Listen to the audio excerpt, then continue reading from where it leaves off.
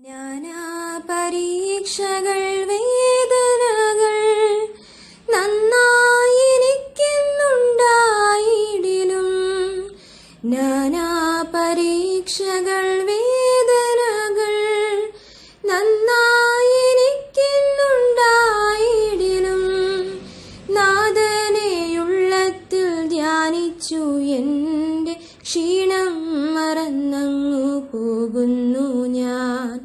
നാഥനെയുള്ളത്തിൽ ധ്യാനിച്ചു എൻ്റെ ക്ഷീണം മറന്നങ്ങു പോകുന്നു ഞാൻ. ദൈവവചന ചിന്തകൾ കേൾക്കുന്ന എല്ലാ മാന്യ ശ്രോതാക്കൾക്കും ക്രിസ്തീയ വന്ദനം. എഫേസ്യ ലേഖനം 4-ാം 28-ാമത്തെ വാക്യം, കള്ളൻ ഇനി കക്കാതെ മുട്ടുള്ളവന് ദാനം ചെയ്യുവാനുണ്ടാകേണ്ടതിന് കൈകൊണ്ട് നല്ലത് പ്രവർത്തിച്ച് അധ്വാനിക്കുകയത്രേ വേണ്ടത് എന്നുള്ള വചനമാണ്.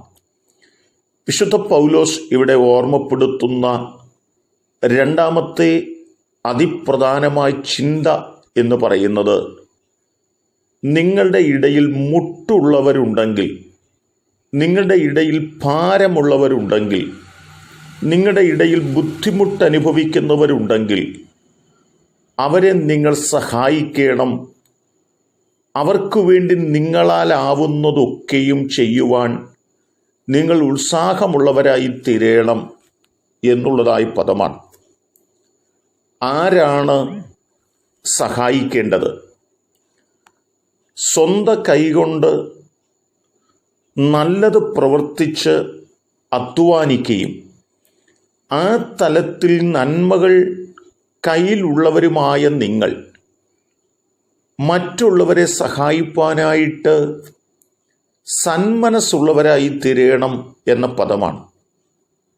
ആരെയാണ് സഹായിക്കേണ്ടത് എന്ന് ചോദിച്ചാൽ, ഒരു വാക്കിൽ ഉത്തരം പറഞ്ഞാൽ അർഹതപ്പെട്ടവർക്ക് നാം സഹായങ്ങൾ ചെയ്യണമെന്നുള്ള വാക്കുകൾ തന്നെയാണ്. ദൈവം നമ്മുടെ ജീവിതത്തിൽ നൽകുന്നതായ നന്മയുടെ ഒരു പങ്ക് തികച്ചും അർഹതപ്പെട്ട ആളുകൾക്ക് നാം നൽകുമ്പോൾ അത് ദൈവത്തിന് നൽകുന്നത് പോലെയും അത് ദൈവിക അനുഗ്രഹങ്ങൾ അനുഭവിക്കപ്പെടുന്നതിനുള്ള കാരണവുമായി തീരുന്നു എന്നുള്ളതാണ്. മത്തായി സുവിശേഷം 25-ാം അധ്യായത്തിലേക്ക് നാം കടന്നു വന്നാൽ 35 മുതലുള്ളതായ വാക്യങ്ങൾ വായിക്കുമ്പോൾ ചില പ്രസ്താവന കാണുന്നു. എനിക്ക് വിശന്നു, നിങ്ങൾ ഭക്ഷിപ്പാൻ തന്നു. ദാഹിച്ചു, നിങ്ങൾ കുടിപ്പാൻ തന്നു. ഞാൻ അതിഥിയായിരുന്നു, നിങ്ങൾ എന്നെ ചേർത്തുകൊണ്ടു. നഗ്നനായിരുന്നു, നിങ്ങൾ എന്നെ ഉടുപ്പിച്ചു. രോഗിയായിരുന്നു, നിങ്ങൾ എന്നെ കാണുവാൻ വന്നു. തടവിലായിരുന്നു, നിങ്ങൾ എൻ്റെ അടുക്കൽ വന്നു. അതിന് നീതിമാന്മാർ അവനോട്, കർത്താവേ, ഞങ്ങൾ എപ്പോൾ നിന്നെ വിശന്ന് കണ്ടിട്ട് ഭക്ഷിപ്പാൻ തരികയോ ദാഹിച്ച് കണ്ടിട്ട് കുടിപ്പാൻ തരികയോ ചെയ്തു എന്ന് ചോദിക്കുന്നതായ ചോദ്യങ്ങളാണ്.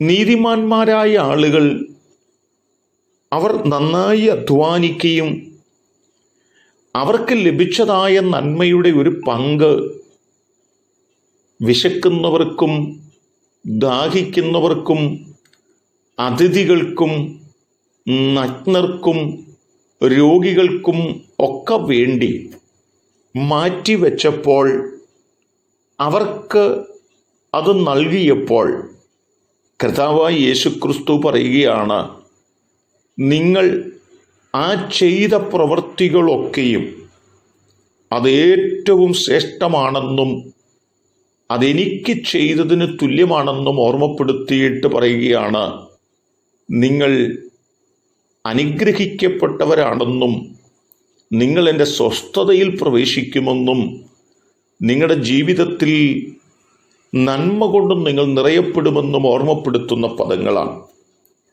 നമ്മുടെയും ജീവിതത്തിൽ നമ്മാലാവുന്നതുപോലെ കഷ്ടമനുഭവിക്കുന്ന, മുട്ടനുഭവിക്കുന്ന, ബുദ്ധിമുട്ടനുഭവിക്കുന്ന, പ്രയാസമനുഭവിക്കുന്ന ആളുകളെ സഹായിപ്പാൻ മനസ്സ് വയ്ക്കുന്നു എങ്കിൽ അത് നമ്മുടെ ജീവിതത്തിൽ ദൈവാനുഗ്രഹത്തിന് കാരണമായി തീരുമെന്ന് തിരിച്ചറിഞ്ഞ് അത് ചെയ്യുവാൻ നമ്മെ സമർപ്പിക്കാം. അതിന് ദൈവം നമ്മെ ശക്തരാക്കട്ടെ. സ്നേഹമുള്ള ദൈവമേ, നല്ല കർത്താവേ, ഞങ്ങളാവോളം ഞങ്ങൾ അധ്വാനിപ്പാനും അതേ നിലയിൽ അർഹതപ്പെട്ടവരെ സഹായിപ്പാനുമുള്ള ആ മനസ്സ് ഞങ്ങൾക്ക് നൽകേണ്ടതിന് വേണ്ടി പ്രാർത്ഥിക്കുന്നു. ദൈവത്തിങ്കൽ നിന്നുള്ള അനുഗ്രഹങ്ങൾ ആ നിലകളിൽ പ്രാപിപ്പാനും ഞങ്ങളെ സഹായിക്കണം. ദൈവം അനുഗ്രഹിക്കുന്നത് കൊണ്ട് സ്തോത്രം. യേശു കർത്താവിൻ നാമത്തിൽ തന്നെ ആമേൻ.